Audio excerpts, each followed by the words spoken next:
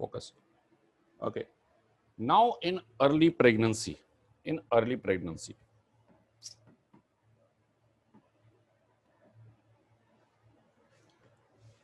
what we have to see in early pregnancy and what will be the picture of ultrasound in this early pregnancy. In early pregnancy, I have to first of all see the gestational sac. Very much understood. Gestational sac. Where is that gestational sac? Whether that is in uterus or outside uterus. And now see, if this is in uterus, that means intrauterine pregnancy. How the very early pregnancy gestational sac will look like. This is very, very important. How this gestational sac intrauterine will look on ultrasound.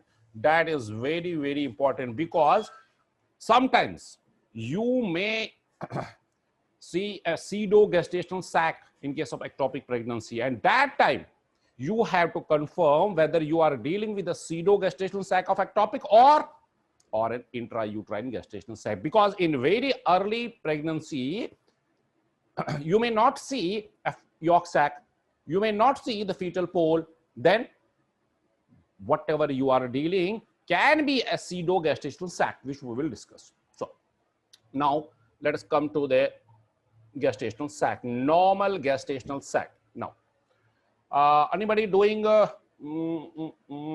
early pregnancy scans? Please raise your hands. Sultan, keep an eye. Now,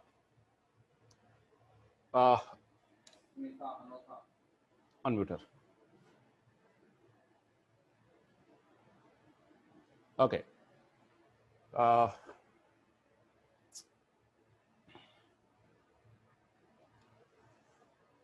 Now, in case of, we are unmuting you, Dr. Smita, right? Yeah, we are unmuting you. We are sending you an unmute invitation, and you have to accept. Then we will discuss with you. So,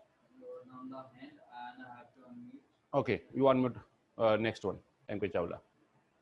So, MK Chawla, you are getting an unmute invitation. You accept that unmute invitation. So coming back to the topic, in case of an early gestational sac, very early gestational sac, what will be the picture and how that gestational sac will look like?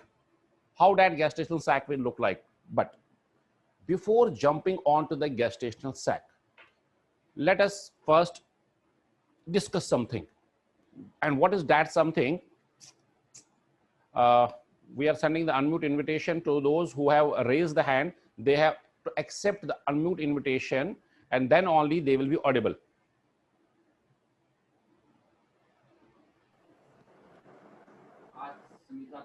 So, Dr. Smita, say hello. Hello, sir. Yeah, you are audible. Control your background noise. If Yes. you are having any background noise, you please control that. Dr. Smita, you are doing ultrasound since how many years? And if you are doing ultrasound at all, are you doing ultrasound? Yes, sir. Yes. Since how many years you are doing ultrasound? 6 years. 6 years. Very good. You are a gynecologist? Yes or no? Yes. Yes, sir. Very good. Now, let me discuss with one of the random candidate, and her name is Dr. Smita. Now, Dr. Smita, pay attention. Yes. This is the uterus. Are you seeing the whiteboard? Yes, sir. Yes. This is the uterus with endometrial cavity. Pay attention. No. Endometrial cavity is having a space in it. Am I right? Yes. Yes.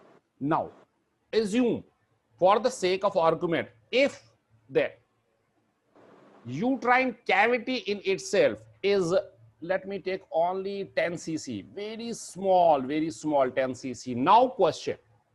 Yes. Dr. Smita. Yes, sir.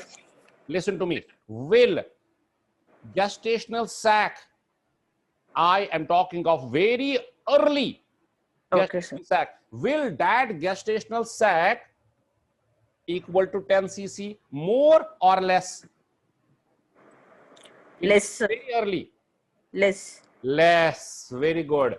Now, if it is less, it is over here. What Yes, it sir. means?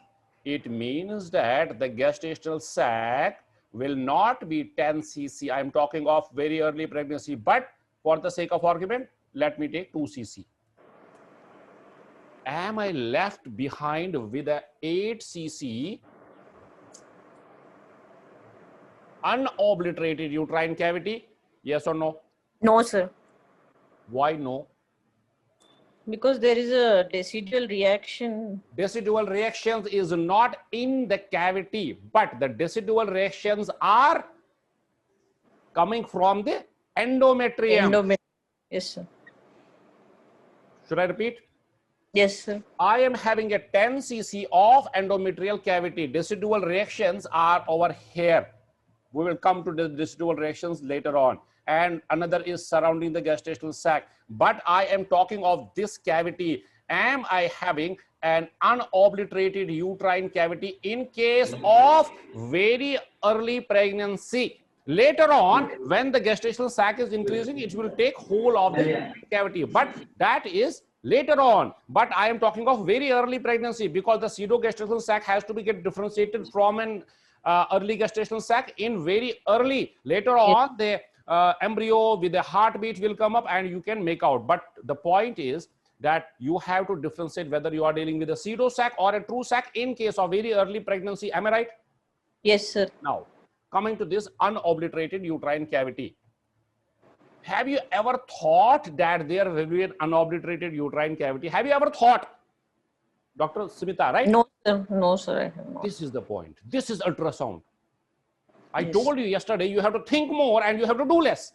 But what the people are doing, especially in this Indian subcontinent, they are only doing, they are less thinking, but they are more doing. So in ultrasound, you have to think more. Now you have got the point that there should be an unobliterated uterine cavity. What brain is not knowing, eyes cannot see. Now your brain is knowing that there is an unobliterated uterine cavity. Now you will search for that unobliterated uterine cavity. And if you got that unobliterated uterine cavity, it means that you are not dealing with the pseudo sac. You are dealing with the true intrauterine gestational sac. Dr. Smita, am I right? Yes, sir. Now question to you. Why not, in case of a pseudo-gestational sac, why there will be no unobliterated uterine cavity? Dr. Smita, should I repeat the question? I think because it doesn't happen in whatever the gestational sac, pseudo-gestational sac is there, it won't be in the endometrial cavity. Because it yes, may you're be partially, elsewhere. you're partially right. Now see, think first. Yes. What is a pseudo-gestational sac? Is that a sac in itself or just a collection? A collection. Collection means fluid, yes? And fluid will spread and will take whole of the cavity. No question of having an unobliterated uterine cavity in case of an ectopic pregnancy. I am talking of the pseudo-gestational sac in differentiation with the intrauterine gestational sac. Now you may be thinking, Dr. Smita, are you thinking that why then the pseudo-gestational sac is not looking like a fluid, but it is looking like a gestational sac? Are you thinking? Yes. If you are not thinking, you should think. You have. I am thinking, sir. I can smell your brain from here. If you are thinking, then you are coming on the track. But the answer, what is the answer? You are cutting the uterus. Now see, you are cutting the uterus, and when you cut the uterus, this part will look like a gestational sac. But when you will tilt the probe, will that pseudo-gestational sac elongate?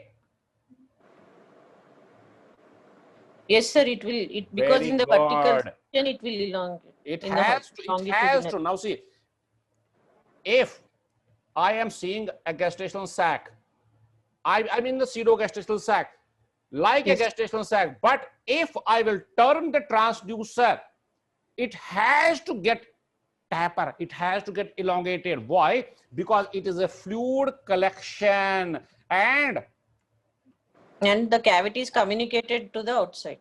Very good. Now you are thinking rightly. But the point is, it will taper towards the cervix. Yes or no? Yes, sir. Why it will taper towards the cervix? Because the fluid is taking the shape of the endometrial cavity, and endometrial cavity is tapering towards the cervix, right? Yes, sir. That is called as big sign. Now books are writing there's a big sign, and you have copy pasted in your mind, but you don't know what you have pasted. This is that beak sign. Beak sign. In beak is a chonch in Hindi. Okay. So this is that chonch, and that chonch is the tapering toward the cervix. Now we will discuss this in ectopic pregnancies, and that too today only.